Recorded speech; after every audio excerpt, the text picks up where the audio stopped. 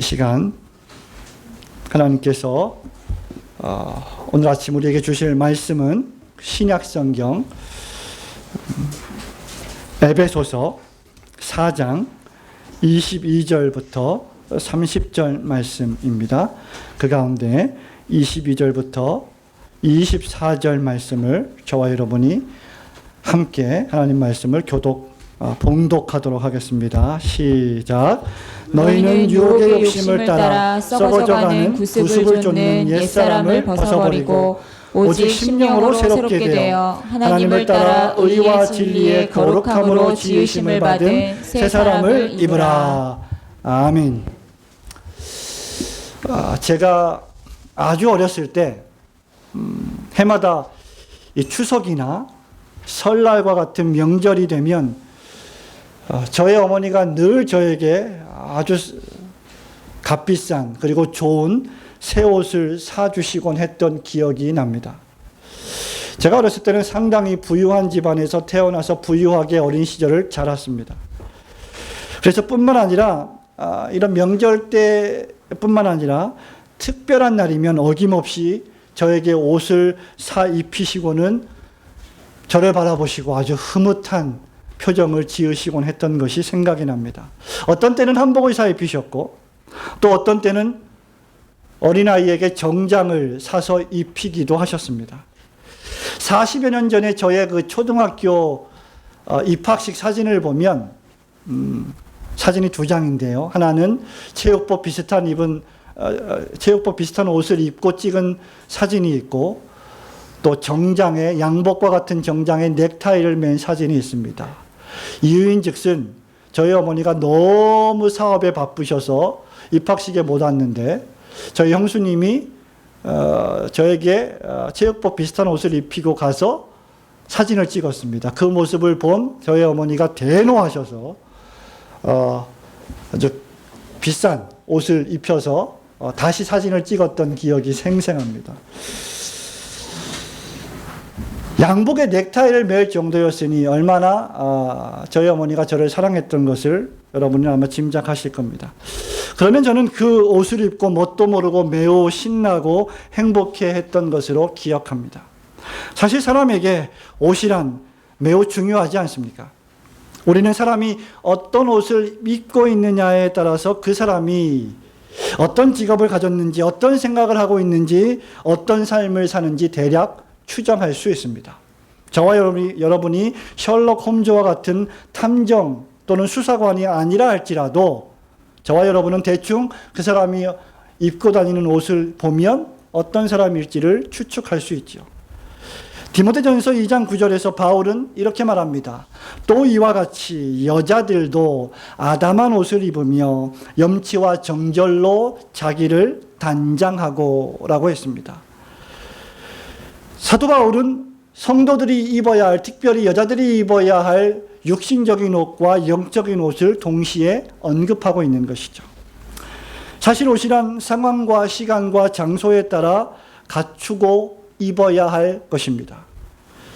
장례식에 가서 입어야 할 옷이 있고 결혼식장에 가서 입어야 할 옷이 있습니다.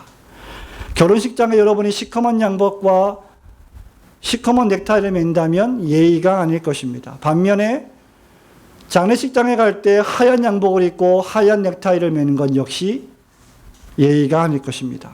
예배를 드릴 때에도 역시 하나님과 사람 앞에서 우리는 마땅히 갖추어 입고 예배해야 합니다. 그런데 사실상 사람이 입어야 할 옷 가운데서 가장 중요한 옷이 있는데 그것이 바로 오늘 우리가 읽은 본문 말씀에 잘 기록이 되어 있습니다. 그것이 바로 새 사람이라고 하는 옷입니다. 오늘 아침에 새 사람을 입으라 하는 제목으로 하나님께서 우리에게 주실 말씀에 은혜 받고 결단하기를 소원합니다. 새 사람을 입으라. 첫 번째는 어떤 사람입니까? 방향을 완전히 전환한 사람입니다. 22절과 23절 말씀을 같이 읽도록 하겠습니다. 시작. 너희는 유혹의 욕심을 따라 썩어져가는 구습을 좇는 옛사람을 벗어버리고 오직 심령으로 새롭게 되어. 아멘. 22절 말씀에 보면 너희는 유혹의 욕심을 따라 썩어져가는 구습을 쫓는 옛사람을 벗어버리고 라고 했습니다. 벗어버렸다 라고 했습니다. 그리고 23절에는 심령으로 새롭게 되었다고 했고 24절에 보면 하나님을 따라 의와 진리의 거룩함으로 지으심을 받은 새 사람을 입으라 라고 말씀하고 있습니다. 22절에는 옛사람을 벗어버렸고 24절에는 새 사람을 입었다는 의미입니다. 여기에 이 말씀은 명령법처럼 되어 있지만 사실은 헬라어 원문에 보면 에오리스트 텐스라고 하는 부정과거의 시제입니다. 무슨 말이냐면 부정과거의 시제는 과거의 어느 시점에 순간적으로 벌어진 사건을 가리킬 때 사용되는 단어입니다. 다시 말하면 너희가 과거의 어느 순간에 예수 안에 있음으로 말미암아 옛사람을 벗어버렸다. 그리고 심령으로 새롭게 되었고 지금은 새 사람을 입었다 라는 의미의 말씀입니다. 문맥적으로 볼 때 사도 바울은 지금 무슨 말을 하고 있습니까? 21절에 너희가 그리스도 안에 있고 그리스도 안에서 가르침을 받았다. 그 가르침의 내용이 무엇이냐? 두 가지인데 너희는 옛사람을 벗어버렸고 새 사람을 입었던 사람이다 라고 하는 의미입니다. 무엇을 벗었습니까? 옛사람을 벗어버렸습니다. 여기 옛사람이라고 하는 말의 다른 번역은 옛자, old self, old nature, 옛 본성.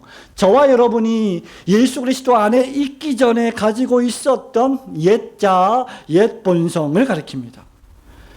그렇다고 하면 옛사람이란 죄의 본성이 가득한 예수 그리스도를 믿기 전에 육신과 죄의 지배를 받고 있었던 인격체를 가리키고 있습니다. 과거 저와 여러분이 예수님을 믿고 예수님 안에 있기 전에 육신의 지배의 본성을 가졌는데 하나님의 은혜로 그것을 벗었다는 말입니다. 반면에 저와 여러분은 무엇을 입었습니까? 여기서도 똑같은 부정과거 시제가 사용되었습니다. 순간적인 행위를 의미하지요. 예수를 믿을 때 예수 그리스도 안에 있게 되고 성령님께서 역사하셔서 저와 여러분이 순간적으로 그리스도 안에 거하게 되고 그리스도께서 우리 안에 거하게 됩니다. 그 사람을 가리켜서 new man, new self, new nature, 새 사람, 새 자, 새 본성을 가진 사람이라고 말합니다.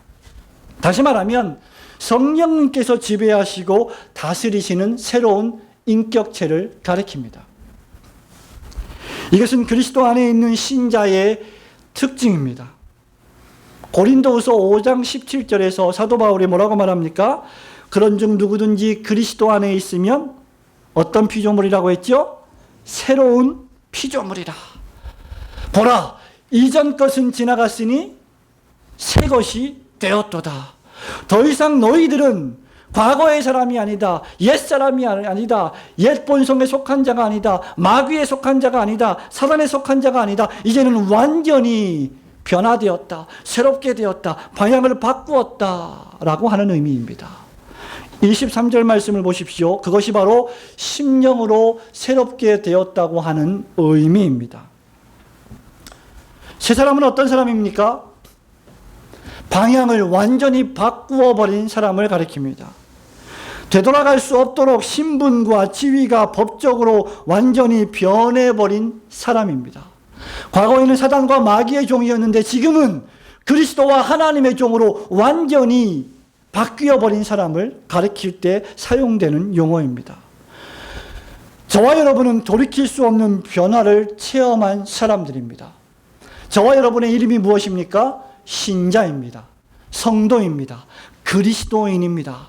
그리스도인이라고 하는 자는 그리스도 안에 있는 자요, 거룩한 자요, 하나님의 종된 자요, 그것은 새 사람이 되었기 때문에 가능해지는 것입니다.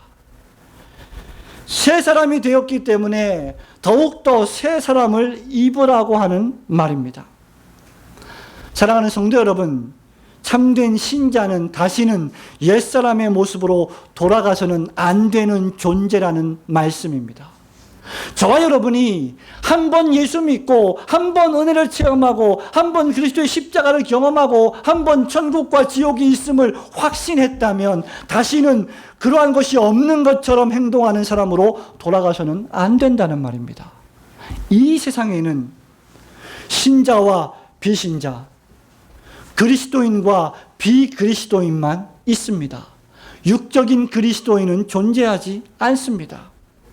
예수님은 믿는데 그리스도 안에 있는데 마귀에게 속한 자는 존재하지 않습니다. 사랑하는 성도 여러분, 베드로후서 2장 21절에서 옛사람으로 돌아가는 자들을 가리켜 베드로가 뭐라고 말합니까? 의의 도를 안 후에 거룩한 명령을 저버리는 것과 같다 하고 했습니다. 내 안에 성령께서 내주하시고 그리스도가 계시고 내가 완전히 새 사람을 입어서 새로운 본성과 새로운 자아가 되었는데 옛 본성으로 돌아가는 삶을 살아간다면 그는 의의 도를 알고 경험하면서도 거룩한 명령을 저버리는 행위를 하는 것과 같다는 말입니다. 22절에 참된 속담에 이르기를 개가 그 토하였던 곳에 돌아가고 돼지가 씻었다가 더러운 구덩이에 도로 누웠다 하는 말과 같은 것이라는 말입니다. 저와 여러분은 마치 더러운 옷을 완전히 벗어버리고 하나님이 준비해 주신 의의 새 옷을 입은 사람들임을 믿으시기를 축원합니다. 그것이 바로 주 예수 그리스도의 의의 옷입니다. 그래서 사도 바울은 로마교회에 편지하면서 로마서 13장 12절과 13절과 14절에서 이렇게 명령합니다.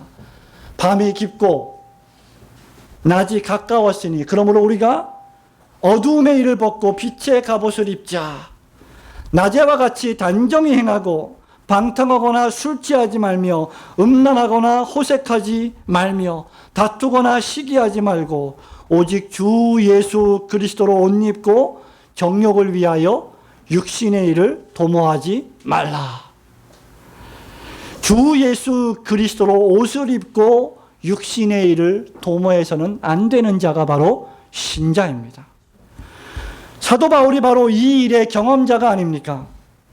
사울이라고 하는 바울, 헬라어 이름을 가진 바울, 히브리식 이름을 가진 사울이라고 하는 바울이 뭐라고 고백하고 있습니까? 내가 전에는 회방자요, 핍박자요, 포행자이었으나 도리어 긍휼을 입은 것은 내가 믿지 아니할 때 알지 못하고 행하였습니다.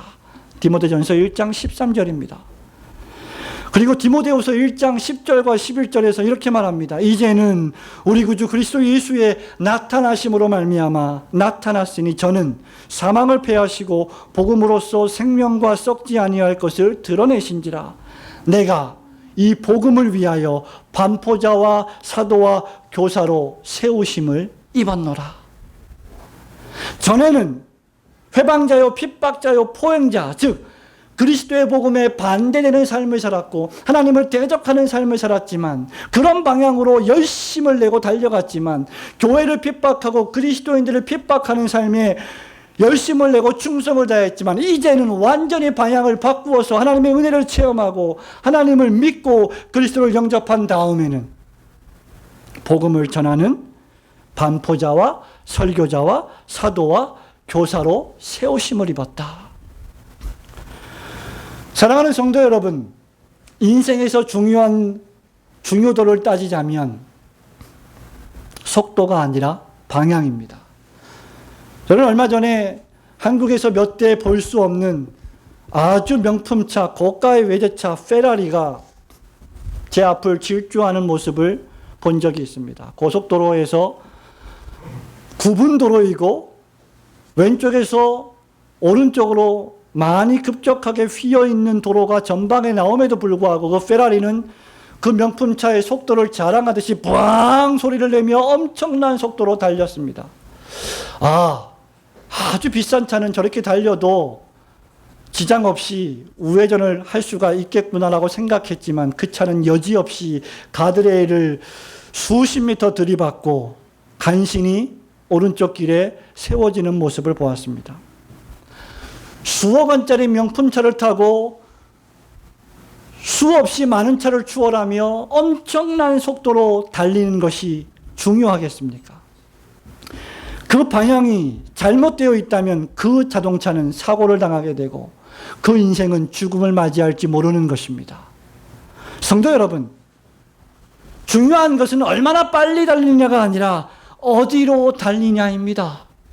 저와 여러분은 작게는 5년, 10년, 15년, 20년, 그리고 길게는 40년, 50년, 60년의 시간을 달려오고 있습니다. 저와 여러분이 얼마나 빨리, 얼마나 화려하게 인생을 달려왔느냐가 중요한 것이 아니라 어디로 그 인생의 방향을 결정하고 있느냐가 더 중요한 것입니다. 우리 주님은 말씀하십니다. 너희들이 썩는 양식을 위하여 일하지 말고 썩지 아니하는 영생의 양식을 위하여 일하라. 그것이 너희의 본분이다. 죄와 사망과 저주의 방향에서 의와 생명과 축복의 방향으로 삶을 전환하시는 성도들이 되시기를 주님의 이름으로 축원합니다. 새 사람을 입으라. 두 번째는 무엇입니까? 점진적으로 변화되는 사람들입니다. 에베소서 4장 24절 말씀을 다시 한번 또 읽겠습니다. 시작. 하나님을 따라 의와 진리의 거룩함으로 지으심을 받은 새 사람을 입으라. 자, 우리가 분명히 옛사람을 벗어버렸고 새 사람을 입었는데 왜 또 계속해서 바울은 새 사람을 입으라고 말하고 있을까요? 여러분, 이 말씀을 잘 이해하기 위해서는 골로새서 3장 10절 말씀을 저와 여러분이 알아야 합니다. 골로새서 3장 10절 말씀은 이렇게 말합니다. 새 사람을 입었으니 이는 자기를 창조하신 자의 형상을 쫓아 지식에까지 새롭게 하심을 받는 자니라. 에베소서 4장 24절에서는 새 사람을 입으라라고 명령법으로 되어 있고 골로새서 3장 10절은 새롭게 하심을 받는 자가 되어라고 수동태로 기록이 되어 있습니다. 무슨 말입니까? 한 번 새롭게 된 자는 과거의 어느 순간에 내가 완전히 새롭게 방향을 전환한 사람은 이제 끊임없이 하나님으로부터 새롭게 하심을 공급받아야 한다는 말입니다. 심령으로 새롭게 되어라고 했습니다. 그렇다고 하면 심령으로 새롭게 되었으니 끊임없이 계속해서 새 사람을 입으라 라는 말입니다. 그것이 골로새서 3장 10절에서는 자기를 창조하신 하나님의 형상을 쫓아 지식에까지 계속 새로워지는 상태를 가리키는 것이죠. 새롭게 되었다, 새롭게 하심을 받는 자, 새롭게 되어라, 새 사람을 입으라 라고 하는 이 표현들은 무슨 말입니까? 우리가 다 새롭게 되었지만 완벽하고 완전한 상태에 도달하지는 않았음을 의미합니다. 저와 여러분이 완벽하지 않기 때문에 저와 여러분은 날마다 새로워질 필요성이 있지 않겠습니까? 우리가 매주마다 모여서 회개의 기도, 고백의 기도를 올리는 이유가 무엇입니까? 우리는 하나님의 형상을 닮았지만 우리는 연약하고 죄와 부패와 사망의 권세에서 구원받았지만 아직도 남아있는 죄성이 있기 때문에 끊임없이 우리는 새로워져야 한다는 것을 의미합니다. 그래서 우리는 회개하는 것입니다. 완벽하지 않으니 새로워질 필요성은 당연한 것이 아닙니까? 또한 근본적인 방향이 새로워졌으니 이제 그 내용도 새로워질 필요가 있지 않겠습니까? 노골적으로 말하자면 예수를 믿지 않고 하나님을 알지 못했을 때는 세상 욕망과 세상의 야망과 세상의 권력과 세상의 힘을 쟁취하기 위하여 나의 모든 노력을 기울여 최고의 공부를 하여 더 좋은 대학, 더 좋은 직장, 더 좋은 위치에 올라가기로 노력했다고 하면 이제는 하나님의 나라와 하나님의 영광을 위하여 더 열심히 공부하고 더 높은 위치에 올라가고 더 큰 영향력을 발휘해야 하는 것이 신자의 모습인 것입니다. 말하자면 완벽한 방향 전환이 필요하다는 것입니다. 완벽한 방향 전환은 저와 여러분의 매일매일의 일상생활의 삶 속에서 새로워짐을 전제합니다.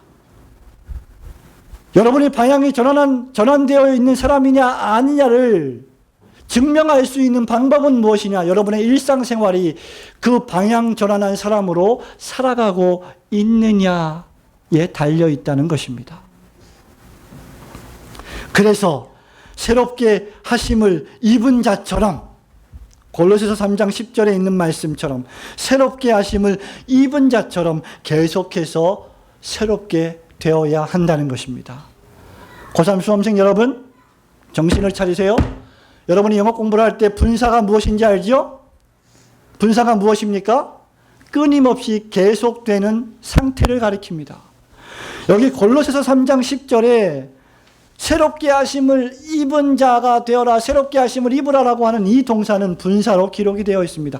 끊임없이 계속해서 새롭게 하심을 공급받으라는 말입니다. 사도 바울은 에베소서에서 세 사람의 증거, 새롭게 방향이 전환된 사람의 증거를 25절부터 30절까지 이렇게 제시합니다. 거짓을 버려라. 거짓말하지 마라. 새 사람이 되었다면, 너희들이 정말 신자라고 한다면, 너희들이 정말 성도라고 한다면 거짓을 말하지 마라. 하나님과 사람 앞에서 진실을 말하라. 26절에 쉽게 분을 내지 마라. 분을 내어도 죄를 짓지 마라. 도적질 하지 마라. 구제를 위하여 선한 일을 하라. 28절에 더러운 말은 입 밖에도 내지 마라. 29절에 덕을 세우는 선한 말을 해라. 하나님의 나라와 하나님의 영광과 성도를 세우는 말을 하라. 성령을 걱정시키지 마라. 여러분, 이러한 모습들이 방향을 전환한 사람들이 끊임없이 새로워져야 할 모습들입니다. 바울은 너희들이 한번 예수님을 믿고 새롭게 되었으니 너희들은 완전해졌다, 더 이상 완전해질 필요가 없다라고 말씀하지 않습니다. 이것은 소위 한국 교회를 망치고 있는 쉬운 믿음이라고 하는 교리의 주범입니다. 한번 예수 믿으면 삶이 어떠하든지, 어떻게 더럽고 어떻게 추악한 삶을 샀는지, 어떻게 거짓말을 하고 어떻게 남의 등을 쳐먹든지 관계없이 천국에 갈 것이라고 하는 것이 쉬운 믿음입니다. 저와 여러분이 진정한 믿음을 가지고 진정한 성도로 거듭났다면 진정한 삶의 모습을 나타내어야만 합니다. 바울의 결론이 무엇입니까? 바울은 지금 어디까지 가고 있습니까? 5장 1절 말씀을 보십시오. 그러므로 사랑을 입은 자녀같이 너희는 하나님을 본받는 자가 되라. 성도 여러분, 바울이 뭐라고 말합니까? 내가 그리스도를 본받는 것처럼 너희는 나를 본받는 자가 되라. 주의 종을 본받는 것, 설교자를 본받는 것, 교회의 참된 지도자들을 본받는 것도 어려운 일인데 바울은 뭐라고 말합니까? 하나님을 본받으라. 완벽하시고 완전하신 하나님의 형상까지 너희들이 나아가야 한다 라고 지금 바울이 말하고 있습니다. 한국교회에 존경받을 만한 위대한 훌륭한 목사님이 혹시 계십니까? 그분을 본받는 것도 어려운 일인데 바울은 그렇게 말하지 않습니다. 바울은 그리스도를 본받으라. 바울은 하나님을 본받으라.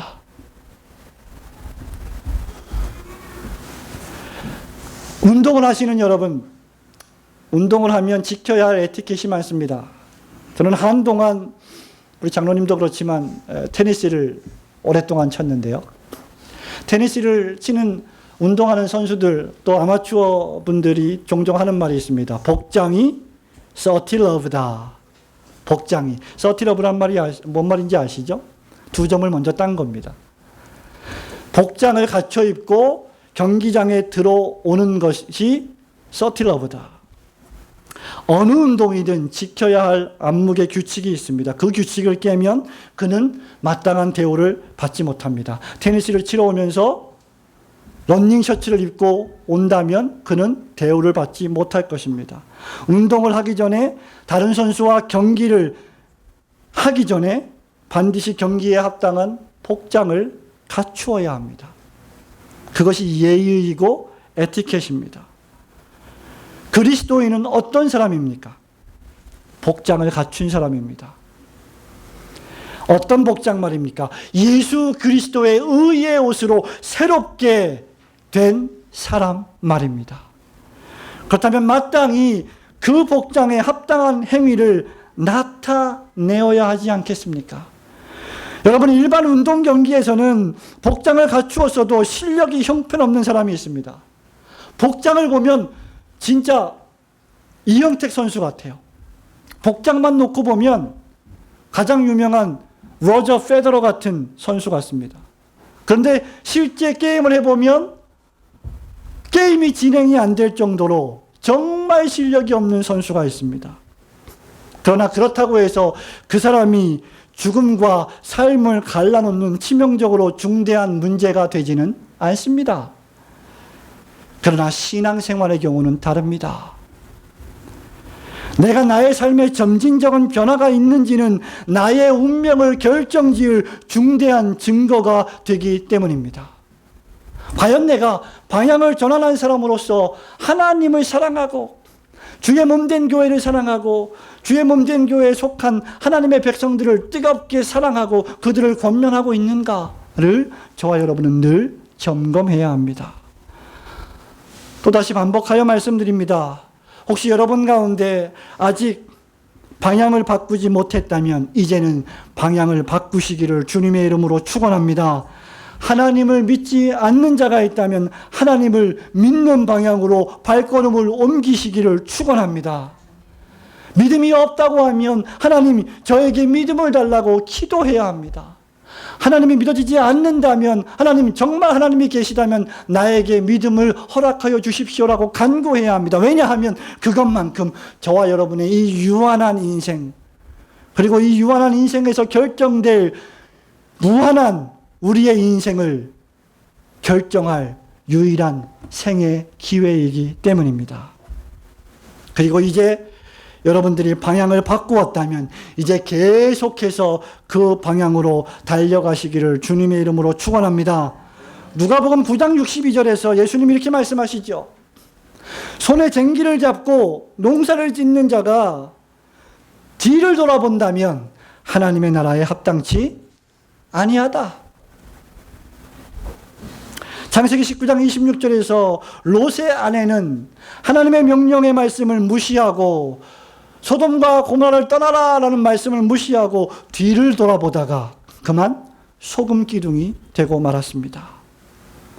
여러분들이 하나님께서 삶의 방향을 특별하신 긍휼과 은혜로 바꾸어 주셨는데 또다시 세상의 방향으로 육의 방향으로 죄의 방향으로 걸어간다면 그것은 하나님의 백성의 참된 모습이 아닐 줄로 믿습니다.